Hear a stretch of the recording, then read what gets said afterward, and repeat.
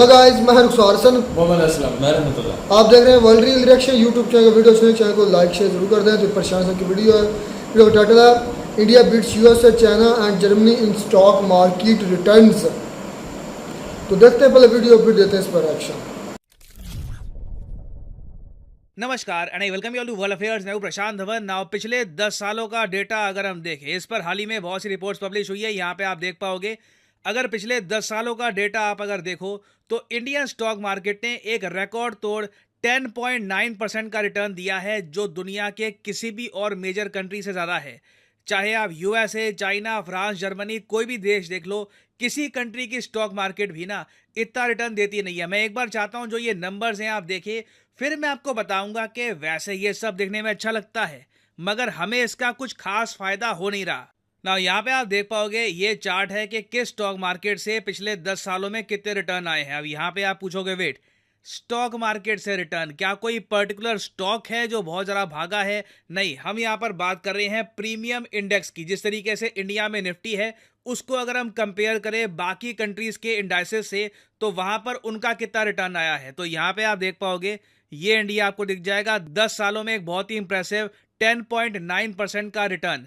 इसके कंपैरिजन में दुनिया के सारे देश फीके हैं। आप लिटरली कह सकते हो, पिछले 10 सालों में Indian stock market is the king. बाकी कोई छोटा सा कोई देश है गुमनाम सा, कहीं पर उनकी स्टॉक मार्केट बहुत ज़्यादा उड़ गई हो, मगर वहाँ पे कोई निवेश करता ही नहीं है, तो किसी को फ़ायदा भी नहीं हुआ, उसकी हम बात नहीं कर रहे।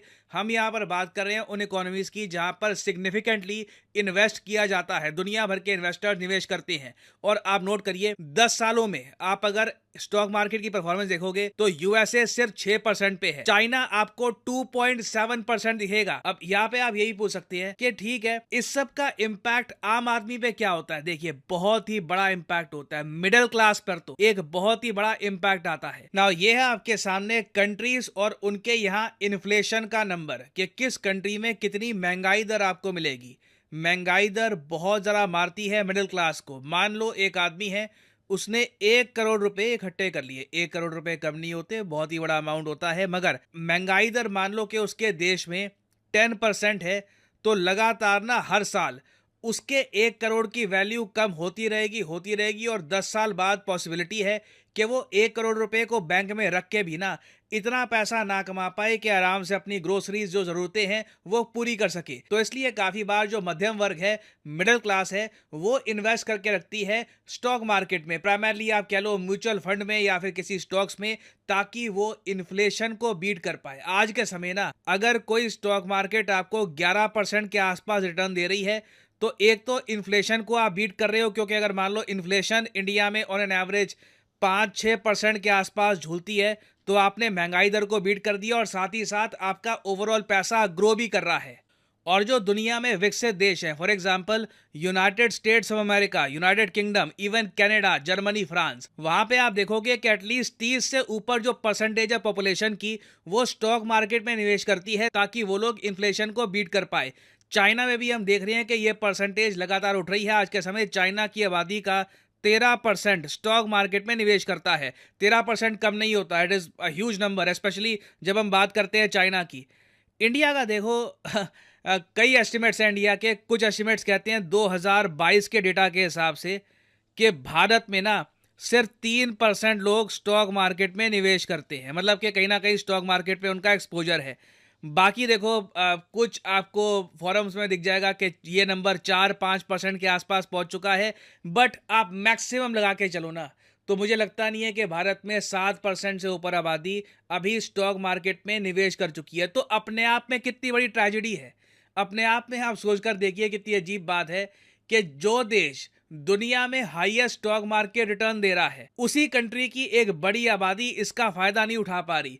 हुआ पिछले 10 सालों में क्या है? अगेन यहाँ पे मैं ये नहीं कह रहा कि जी स्टॉक मार्केट में निवेश करना चाहिए या फिर आगे भी हम ऐसे ही ग्रो करेंगे, मैं उसकी कुछ गारंटी नहीं दे रहा, ना कुछ उसकी बात कर रहा हूं। मैं सिंपली ये बता रहा हूं कि हमारे देश में पिछले 10 सालों में हुआ क्या है। बाहर के निवेशक आए एफडीआई लेकर, इसके बारे में आपने काफी बार सुना होगा कि FDI, foreign direct investment secure करने के मामले में इंडिया दुनिया की तीसरी सबसे बढ़िया डेस्टिनेशन है। बहुत सारी एफडीआई बिलियंस ऑफ डॉलर्स की, एक्चुअली आप अगर वर्ल्ड इन्वेस्टमेंट रिपोर्ट जो रिलीज करता है हर साल United Nations conference on trade and development UNCTAD, इनकी रिपोर्ट आप अगर पढ़ोगे ना तो ये लोग तो कहते हैं कि 2022 में total 49.3 billion dollars, almost 50 billion dollar का जो एफडीआई है ये भारत में आया था। पिछले साल से आप अगर कंपेयर करो तो 10 साल की जंप लगी है, जबकि एशिया के बाकी देशों में कुछ निवेश नहीं हो रहा, आसियान कंट्रीज में कुछ निवेश नहीं हो रहा, इंडिया में कॉन्स्टेंटली निवेश किया जा रहा है। और इससे हो क्या रहा है, इन्वेस्टर्स का पैसा भी बन रहा है। But at the same point of time ये सब बेनिफिट इंडियन पब्लिक को नहीं मिला। मैं एक्चुअली यूट्यूब पे देख रहा था पिछले 6-7 महीनों में कई वीडियोस बनाई है अमेरिकन्स ने कि इंडियन मार्केट में निवेश कैसे करना है। और जैसे जैसे भारत की जो स्टॉक मार्केट है ये मार्केट कैपिटलाइजेशन के मामले में रैंक और गेन करती रहती है। रिसेंटली आपको पता होगा, इस पर न्यूज़ आई थी कि मार्केट कैपिटलाइजेशन मतलब कि कितने लोगों ने एक स्टॉक मार्केट में पैसा लगा रखा है, उस मामले में ना इंडिया रैंक 5 पे आ चुका है। हमारे ऊपर आज के समय हांगकांग, जापान, चाइना, USA है। हांगकांग ने पिछले 10 सालों में बहुत ज़रा खराब रिटर्न दिए हैं, नेगेटिव रिटर्न दिए हैं, -8% के। तो मैं सरप्राइज नहीं होऊंगा अगर आने वाले समय में बहुत सारे निवेशक हांगकांग से पैसा निकालकर और जगह इन्वेस्ट करते हैं तो इंडिया आराम से अभी रैंक 4, उसके अलावा फिर रैंक 3 के आसपास भी पहुंच जाएगा। तो इंडिया आराम से आने वाले समय में रैंक 4, रैंक 3 के आसपास भी पहुंच जाएगा। And more foreign investors will invest in India. Question यही है कि इस सब का फायदा क्या बाहर के निवेशक ही उठाएंगे या फिर कहीं ना कहीं गवर्नमेंट भी एक अवेयरनेस जगाएगी या फिर आप कह लीजिए एक फाइनेंशियल एजुकेशन लोगों को दी जाएगी ताकि लोग भी, आम आदमी भी इंडिया की ग्रोइंग इकोनॉमी का फायदा उठा पाए। क्योंकि अभी के लिए बहुत ही एक छोटा सा सेक्शन है इंडियन पॉपुलेशन का जो एक्चुअली में इसका कुछ बेनिफिट उठा पा रहा है। और फाइनली यहाँ पे मैं आप सब लोगों से क्वेश्चन पूछूंगा जिसका आंसर आप लोग करोगे कमेंट सेक्शन में। क्वेश्चन यहाँ पर यह है कि प्रज्ञान रोवर जो है चंद्रयान 3 मिशन का, इसने हाल ही में इनमें से किस चीज की प्रेजेंस कंफर्म कर दी है मून के सरफेस पर। यह है यहाँ पे आपकी ऑप्शंस, ऑक्सीजन, सल्फर, सोडियम या फिर क्लोरीन। कमेंट सेक्शन में करिए उत्तर। जो लोग सही आंसर करेंगे उनकी कमेंट को मैं हार्ट दे दूंगा ताकि बाकी लोग समझ पाएं कि सही उत्तर क्या है। और फाइनली यहाँ पर मैं ये भी ऐड कर दूं कि आप किसी भी एग्जाम की तैयारी कर रहे हैं, चाहे SSC, UPSC, बैंक, आप परचेज कर सकते हैं अनअकैडमी के कोई खत्म। इंडिया से तो एक से बढ़कर एक न्यूज़ आ रही है। सारी बात यार मैं ये कहता हूँ कि आपका एक ट्रेंड बन जाता है, मतलब कि आजकल इंडिया में ये ट्रेंड बन गया, तरक्की करो और ज़िंदगी के हर शोबे में करो, चाहे वो साइंटिस्ट के लिहाज से, चाहे वो इंजीनियर के लिहाज से, चाहे वो डॉक्टर्स के लिहाज से, चाहे वो स्टॉक मार्केट के लिहाज से, चाहे वो बिजनेसमैन के लिहाज से, किसी भी लिहाज से आज वो आगे जा रहा है। एक से एक बढ़कर न्यूज़ आ रही है। G20 समिट है, गगनयान मिशन है, मंगलयान मिशन है, चंद्रयान मिशन है, उसके बाद आदित्य L1 मिशन है, मतलब कितने मिशन चल रहे हैं। तो स्टॉक मार्केट के लिहाज से भी बात आ गई कि सबसे ज़्यादा रिटर्न जो दे रही है, सबसे ज़्यादा जो रिटर्न दे पिछले 10 सालों में वो इंडियन स्टॉक मार्केट है।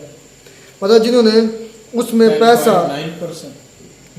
लगाया तकरीबन 11%, जिन्होंने उन पर इस इंडियन स्टॉक मार्केट में पैसा लगाया है उनको रिटर्न बहुत ज़्यादा मिल रहा है। मैं कोई इकोनॉमिक्स का स्टूडेंट तो नहीं हूँ, मुझे इसका ज़्यादा इतना तो इल्म है नहीं कि ये रिटर्न क्या होता है, लेकिन प्रशांत सर की वीडियो से इतना मालूम ज़रूर हुआ है कि मतलब कोई अगर उसमें इन्वेस्ट करता है तो उसकी रिटर्न रेशियो जो है परसेंटेज बहुत ज़्यादा है बाकी कंट्रीज से। हालांकि US से सुपर पावर होने के बावजूद भी क्यों इतनी रिटर्न रेशियो नहीं दे रहा। तो इंडिया की मार्केट चल रही है ना, तो इसका मतलब उसमें रिटर्न आ रहा है, वो बिज़नेस कर रही है ना, वो पॉजिटिव में जा रही है ना, इस वजह से आज रिटर्न इतना बड़ा अमाउंट है, बहुत बड़ी अमाउंट है मेरे ख्याल में 11% रिटर्न। ये कह लें अगर मैं मोटे साल अल्फाज में समझूँ तो 100 में से 11%, तो 100 में से अगर 100 रुपया है तो उसमें से 11 रुपये आपको रिटर्न मिल रहा है उसका, और आपकी सेविंग्स भी, बाकी आपका जो इन्वेस्टमेंट है वो तो वैसे पड़ी है। आई थिंक ऐसा ही है कि आपने इन्वेस्ट किया स्टॉक इंडियन मार्केट में, उसका आपको मुनाफा होना शुरू हो गया, 1, 2, 4, 5% नहीं, 10 से 11% मुनाफा, और आपका जो इन्वेस्टमेंट है वो भी अभी वैसे की वैसे बल्कि बढ़ती जा रही है। मज़ा तो आया ना। स्टॉक मार्केट ऐसे ही काम करना चाहिए आई थिंक कंट्रीज़ को। इसलिए तो इन्वेस्टर्स आ रहे हैं इंडिया में। बिल्कुल यही है ना, इस वजह से भी आ रहे हैं, उनको मुनाफा भी है। दूसरी ये है कि उनको पता है कि यहाँ पर कोई जाना नहीं होता, यहाँ का पैसा है। पाकिस्तान में देखिए कि मैं एक ना क्लिप तस्वीर थी सॉरी, उस पर चाइनीज़ जो है ना हाथ उठा कर दुआ मांग रहे थे, यानी कि मुस्लिम भी थे और चाइनीज़ भी हाथ उठा कर दुआ उनके साथ मांग रहे थे। ऊपर लिखा हुआ था कि पाकिस्तान एक ऐसा मुल्क है जहाँ पर गैर मुस्लिम भी अल्लाह से दुआ मांगते हैं कि हमारा पैसा यहाँ पर डूब ना जाए। इस वजह से तो कोई आप बाहर कंट्री से आता नहीं है। और अब पहले को थोड़ी बहुत मैं उम्मीद थी, लेकिन अब तो कोई भी नहीं आएगा। अब तो पाकिस्तान में तारीफ करने लगा है। नहीं, तारीफ तो नहीं, मैं देकर खुद जो है ना बड़ा। तुम तो कहते हो पाकिस्तान मेरा है, तो मेरा ही है, हमारा ही है। क्या हो गया ये क्वेश्चन करने का क्या लेकिन मकसद भाई है? असल में पता क्या है, वीडियो से जो इसका क्या लिंक है? मैं बताता हूँ। काफ़ी वीडियोस देखी हैं और उसमें कोई ना कोई नई जो कामयाबी है वो इंडिया समेट रहा है हर लिहाज से। ये नहीं है कि एक शोबे में, बल्कि तकरीबन मैं कहता हूँ सारे शोबों में इंडिया का बहुत आगे जा रहा है। और अब ये जो मैंने वीडियो देखी तो उसमें मेरे ख्याल 10.9% तकरीबन 11% है की रेशो जो है ना, बहुत बड़ी रेशो है। और मेरे ख्याल में 5वें नंबर पे है इस वक्त। नहीं, ये नंबर 1 पे रिटर्न देने में, लेकिन टोटल अमाउंट जो इन्वेस्टमेंट हो रही ना स्टॉक मार्केट में बाकी कंट्री जितनी कर रही पिछले 10 सालों में सबसे ज्यादा किया आई थिंक यूएस ने। जो उन्होंने एक ग्राफ बनाया है ना जिसमें मेरे ख्याल में यूएस नंबर 1 पे था, इसलिए मैंने देखा। यूएस से नंबर 1 पर चाइना है सबसे ज्यादा जिन्होंने इन्वेस्ट किया स्टॉक मार्केट पे, जापान है चौथे पे हांगकांग। वैसे यही यार स्टॉक मार्केट का बिजनेस बहुत अच्छा है। इसमें आई थिंक इतनी आपको मेहनत नहीं करनी पड़ती, सिर्फ आपको दाम लगाना पड़ता है सोच समझ कर, आपको पत्ता फेंकना पड़ता है सोच समझ कर कि कौन सी कंपनी ज़्यादा इसको ग्रो कर रही है, उसके शेयर्स खरीदें। आई थिंक ऐसा ही है, अगर मैं गलत नहीं हूँ। उनके साथ शेयरिंग करें तो अगर वो कंपनी ग्रो कर रही है तो आपको घर बैठे उसका मुनाफा होता रहेगा। इन्वेस्ट ही करना ना, आपने तो कुछ करना है नहीं। आई थिंक ऐसा ही है। आपको लगता है कि पाकिस्तान की स्टॉक मार्केट में इन्वेस्ट करना चाहिए? पाकिस्तान की स्टॉक मार्केट जो है वो तो 40,000 पॉइंट से भी नीचे है। कितने नहीं तो फिर कहाँ पे, युगांडा में जाके करना है कहाँ पे? पाकिस्तान में अभी फिलहाल एक खुशखबरी ज़रूर आई है कि जो है ना डॉलर कहते हैं बहुत नीचे आ गया। वो भाई जो क्रैक डाउन किया है ना उन्होंने, जो स्मगलिंग हो रही है इसकी डॉलर की अफगानिस्तान में, तो इस वजह से मेरे ख्याल में इधर से रेट कम हुआ है और जो है इधर मेरे ख्याल में बढ़ रहा है। पाकिस्तान में बढ़ रहा है और उधर में अफगानिस्तान में नहीं, 1-2 दिन में कहें, कल और परसों 2 दिन और आज 2-3 दिन में 12 रुपये डॉलर नीचे आया यार। 12 रुपये आया है तो 24 रुपये ऊपर चला जाएगा और 2-3 दिन में। ये क्या आपको पता ही है, थोड़ा सा नीचे लाते हैं जैसे पेट्रोल है 2-3 रुपये कम करते हैं, नहीं होते यार, मायूस तो नहीं होता, लेकिन जो सामने नजर आ रहा है वो तो बात देखने वाली है। काफ़ी इंफॉर्मेटिव वीडियो थी, बहुत ज़्यादा सीखने को भी मिला और साथ ही साथ इंडिया की ये भी पता चला कि इंडिया वाकई हर लिहाज से हर मैदान में मैदान मार रहा है, हर मैदान में मैदान मार रहा है, इनकी जीत रहा है, आगे जा रहा है।